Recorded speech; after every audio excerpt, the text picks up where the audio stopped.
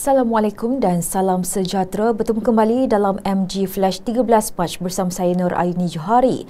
Kita mulakan dengan berita utama. Kakak kepada Bella atau Mila Sharmila Samsusah yang mati dibunuh teman lelakinya telah ditahan polis awal pagi tadi sebelum direman bagi membantu siasatan yang didakwa melanggar Akta Kanak-Kanak 2001.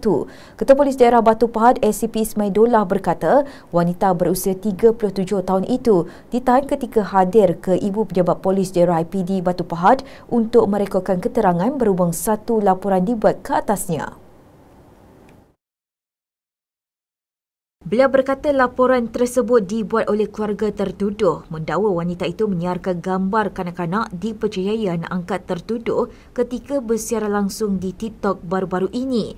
Sesudah itu, suspek telah ditahan sekitar jam 2:10 pagi serta merampas sebuah telefon bimbit dipercayai digunakannya. Dia kemudian dibawa ke Mahkamah Magistrate Batu Pahat pagi tadi sambil ditemani dua peguamnya Nur Aminatul Mardiyah Muhammad Nur dan Nurul Hafizah Hassan bagi mendapat perintah reman. Magistrate Nur Rasida Rahman membenarkan wanita itu direman sehari bermula hari ini bagi membantu siasatan polis. Sejurus selepas keluar dari mahkamah, wanita itu kelihatan tenang sambil memandang beberapa ahli keluarganya termasuk suaminya. Menurut kedua-dua peguam, kakak Bella, anak guamnya direman sehari selepas mahkamah menolak permohonan pegawai penyiasat untuk reman 3 hari. Katanya anak guamnya disiasat mengikut Seksyen 15-2-A Akta Kanak-Kanak 2001 kerana dakwaan mengatakan gambar digunakan anak guam terbabit dengan jenayah.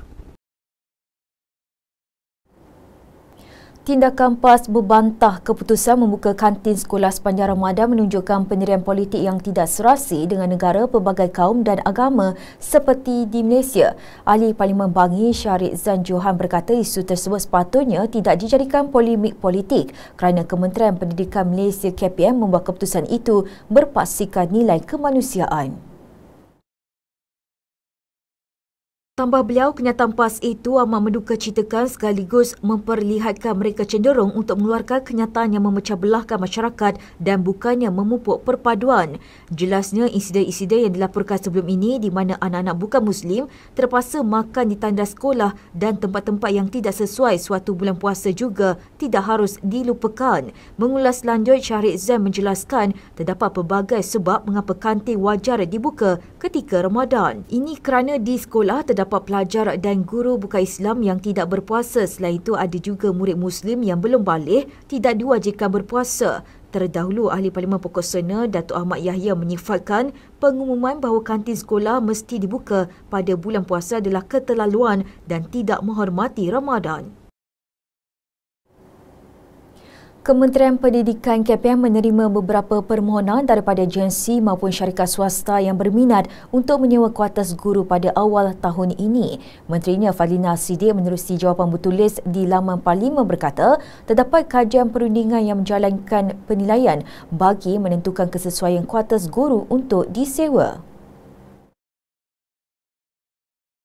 Bagaimanapun, pihaknya perlu membuat pertimbangan untuk menyewakan kuartus guru yang dikenal pasti itu antaranya di Taman Seri Serdang Kepala Batas Pulau Pinang kepada agensi yang berkelayakan. Ujarnya kuartus guru Taman Seri Serdang Kepala Batas terdiri daripada 280 unit rumah namun hanya 45 unit saja yang berpenghuni. Manakala selebihnya adalah 14 unit kuartus kosong yang boleh diduduki dan 221 kuartus kosong yang rosak serta tidak dapat diduduki. Justru KPM telah melantik perunding hartanah bagi tempoh Disember 2022 hingga 30 September 2023 untuk menjalankan kajian mengoptimumkan penggunaan kuartus guru tidak berpenghuni milik. Beliau menjawab soalan yang dikemukakan Ahli Parlimen Kepala Batas Dr. Siti Mastura Muhammad mengenai bilakah KPM bercadang untuk menjadikan kuartus guru boleh disewa kepada orang awam. Sebanyak 25 tan daging perut babi bernilai RM400,000 dari Sepanyol disita Jabatan Perkhidmatan Kuarantin dan Pemeriksaan Malaysia Makis Johor kerana tidak mematuhi syarat import. Pengarahnya Edi Putra Muhammad Yusof berkata kesemua daging itu cuba dibawa masuk menerusi sebuah kontena di kawasan pemeriksaan di Pelabuhan Pasir Gudang jam 6 petang semalam. Tambah beliau, hasil pemeriksaan mendapati konsainan itu tidak mematuhi syarat import kerana tiada label yang diletakkan pada setiap bungkusan daging babi berkenaan. Jelasnya, syarat permit menyatakan setiap daging hendaklah dilabel pada setiap bungkusan dengan meletakkan nama, alamat, nombor loji dan tarikh penyembelihan. Perbuatan itu menjadi suatu kesalahan di bawah Seksyen 15-1 Akta Perkhidmatan Kuarantin dan Pemeriksaan Malaysia 2011 Akta 728 yang boleh dihukum di bawah Seksyen 15-2 Akta sama. Sesudah itu, pihaknya telah mengambil keterangan daripada wakil pengimport iaitu ejen penghantaran yang merupakan seorang lelaki tempatan berusia 47 tahun.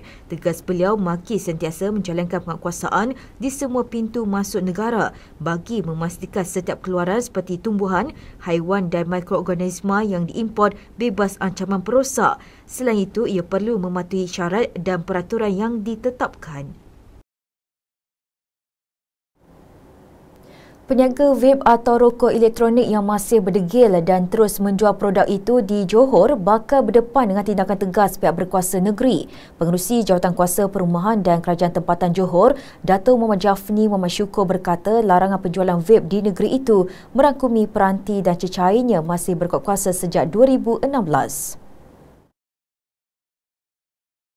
Ujarnya, Johor antara negeri yang masih melarang penjualan vape dan pihaknya juga menerima aduan berhubung penjualan vape sepanjang tahun lepas. Bagaimanapun, semakan mendapati ia tidak terlalu banyak kerana hanya melibatkan kawasan tertentu.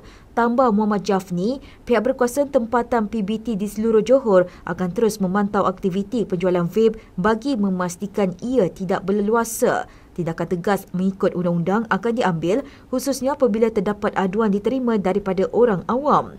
Sehubungan dengan itu, beliau menasihati semua peniaga untuk mematuhi apa yang ditetapkan kerajaan negeri. Sekian dahulu MG Flash buat masa ini. Terus bersama kami untuk perkembangan terkini dari semasa ke semasa hanya di platform media sosial Malaysia Gazette di Facebook, TikTok, X, Instagram dan YouTube atau melalui portal di www.malaysiagazette.com. Assalamualaikum dan salam hormat.